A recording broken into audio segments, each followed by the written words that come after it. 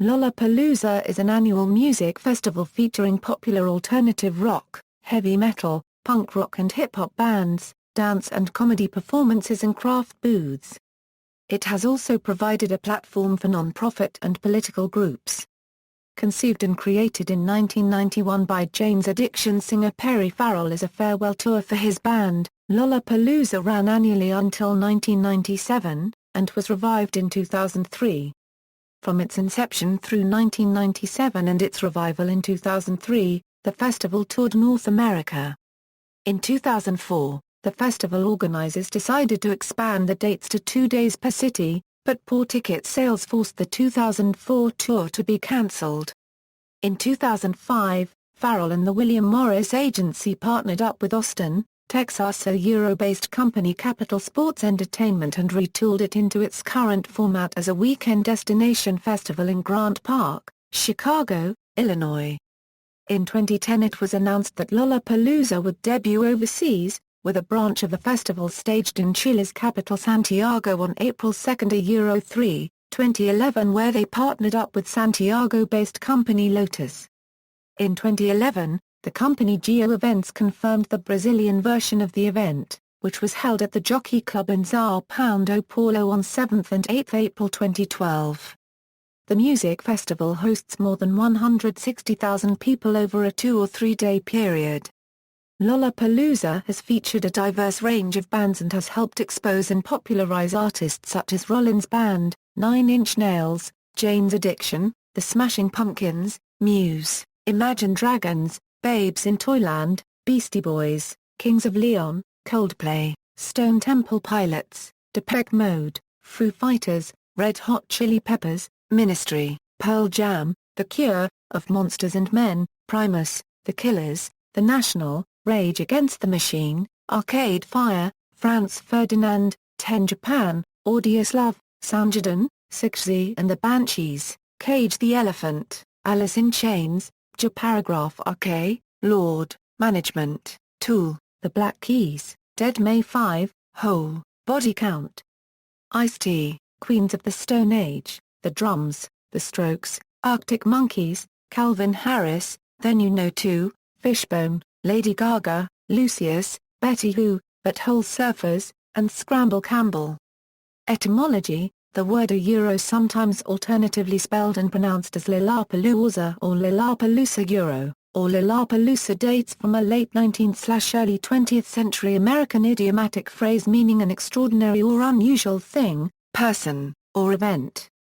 An exceptional example or instance. Its earliest known use was in 1896. In time the term also came to refer to a large lollipop. Farrell, searching for a name for his festival, liked the euphonious quality of the now antiquated term upon hearing it in a Three Stooges short film. Paying homage to the term's double meaning, a character in the festival's original logo holds one of the lollipops.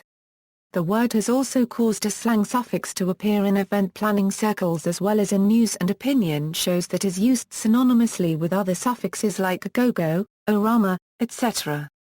The suffix, a, palooza is often used to imply that an entire event or crowd was made over the term, for example Parksapalooza, Cafépalooza, etc. History, creation. Inspired by the gathering of the Tribes concerts produced by Bill Graham, Perry Farrell, along with Ted Gardner, Mark Geiger, and Don Mueller, conceived of the festival in 1990 as a farewell tour for his band Jane's Addiction. Unlike previous music festivals such as Woodstock, a gathering of the Tribes, or the U.S. Festival, which were one-time events held in one venue, Lollapalooza was a touring festival that traveled across the United States and Canada. The inaugural 1991 lineup was made up of artists from various genres, drawing in headliners from post-punk such as Siouxsie and the Banshees to industrial music such as 9 Inch Nails, and Ice-T, invited to represent rap. Another key concept behind Lollapalooza was the inclusion of non-musical features. Performers like the Jim Rose Circus Sideshow, an alternative freak show, and the Shaolin Monks stretched the boundaries of traditional rock culture. There was a tent for display of art pieces, virtual reality games, and information tables for political and environmental non-profit groups promoting counterculture and political awareness. Success and decline. It was at Lollapalooza where Farrell coined the term alternative nation. The explosion of alternative rock in the early 1990s propelled Lollapalooza forward. The 1992 and 1993 festivals leaned heavily on grunge and alternative acts, and usually featured an additional rap artist. Punk rock standbys like mosh pits and crowd surfing became part of the canon of the concerts. These years saw great increases in the participatory nature of the event with the inclusion of booths for open microphone readings and oratory, television smashing pits and tattooing and piercing parlors. After 1991, the festival included a second stage for up-and-coming bands or local acts.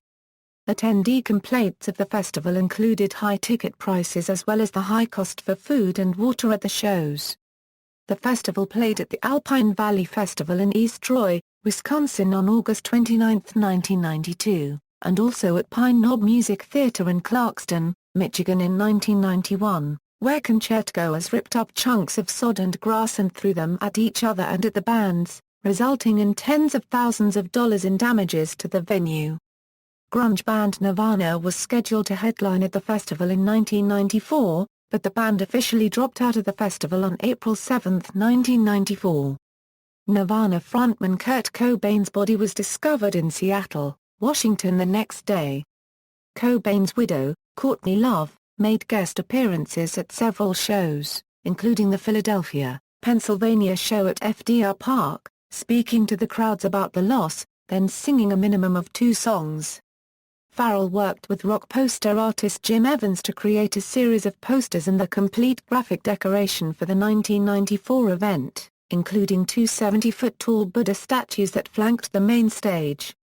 In 1996, Farrell, who had been the soul of the festival, decided to focus his energy to produce his new festival project, ENIT, and did not participate in producing Lollapalooza.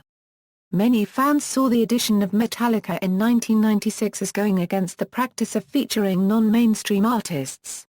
Moreover, festival co-founder Farrell felt that the group's macho image violated his peaceful vision for the festival, for alternative culture of the early 1990s was generally against macho behavior. Farrell quit the tour in protest.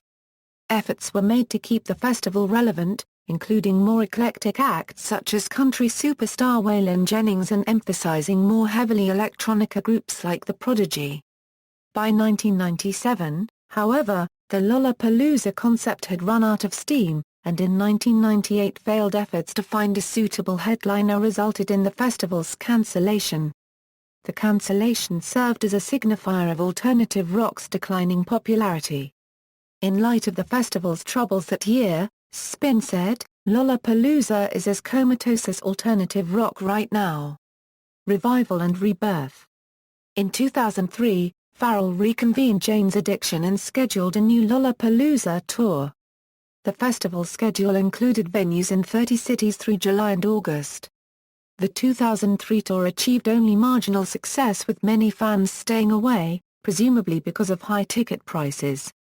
Another tour scheduled for 2004 was to consist of a 2-day festival taking place in each city. It was cancelled in June due to weak ticket sales across the country. Farrell partnered with Capital Sports and Entertainment, which co-owns and produces the Austin City Limits Music Festival, to produce Lollapalooza. CSE, Farrell and the William Morris Agency along with Charles Attal presents resurrected Lollapalooza as a 2-day destination festival in 2005 in Grant Park, Chicago, Illinois, with an even greater variety of performers than that of the touring festival. The festival was generally successful, attracting over 65,000 attendees, despite a 104-degree Fahrenheit Sunday heat wave. It returned to Chicago on August 4, 2006. On October 25, 2006, the Chicago Park District and Capital Sports and Entertainment agreed to a 5-year, $5 million deal, keeping Lollapalooza at Grant Park in Chicago until 2011. Lollapalooza ran August 3 to €5 in 2007, August 1 to €3 in 2008, August 7 to €9 in 2009, August 6 Euro 8 in 2010, August 5 Euro 7 in 2011, August 3 Euro 5 in 2012, August 2 Euro 4 in 2013 and August 1 to 3 in 2014. After a successful 2008 festival, another deal was signed to keep Lollapalooza in Chicago through 2018, guaranteeing the city $13 million. International expansion, Chile. In 2010, it was announced that Lollapalooza would debut in South America, with a branch of the festival staged in Chile's capital Santiago on April 2 Euro 3, 2011. The Lollapalooza Chile lineup included Jane's Addiction, 30 Seconds to Mars, The National, Manny and Gilbert the Latin, The Drums, The Killers, Los Bunkers, Ana Tijoux, Javiera Mena, Fatboy Slim, Deftones, Los Plumabits, Cypress Hill, 311, The Flaming Lips and many others. Brazil. A Brazilian version of the event was confirmed in 2011, which was held at the Jockey Club in São Paulo on April 7 and 8, 2012 and competed with Rock in Rio, the largest festival in the world, which also takes place in Brazil. Argentina. On September 10, 2013, it was announced that the following year the festival will also be held in Buenos Aires, Argentina, thus expanding the South American branch after the festivals in Santiago and São Paulo. On August 7, 2012, Perry Farrell announced that Lollapalooza will be debuting in Tel Aviv, Israel. The event was scheduled for August 20 Euro 22, 2013 in Hayakon Park, the city's largest urban park. However, the event has been postponed to an unknown date. Criticism. Recording engineer, guitarist, and journalist Steve Albini has criticized Lollapalooza for its corporatization of popularized alternative music.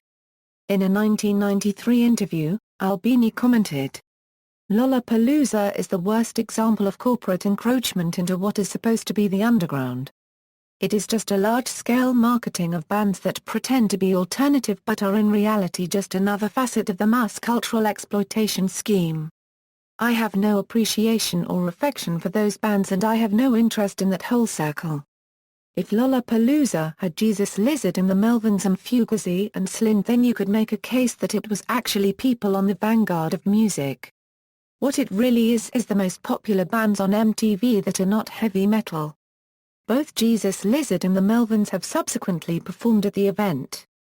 In April 2010, it was reported that Illinois Attorney General Lisa Madigan had launched an antitrust investigation into the festival for imposing radius clauses on acts, contractually stipulating that they could not perform in cities within 300 miles of Chicago including cities as far as Detroit, Indianapolis, and Milwaukee for up to 6 months prior, and 3 months after Lollapalooza. Lineups by year. References. External links. Official website, Lollapalooza Brazil website, Lollapalooza Chile website, Lollapalooza Argentina website, Lollapalooza 2014 iPhone app, Lollapalooza 2013.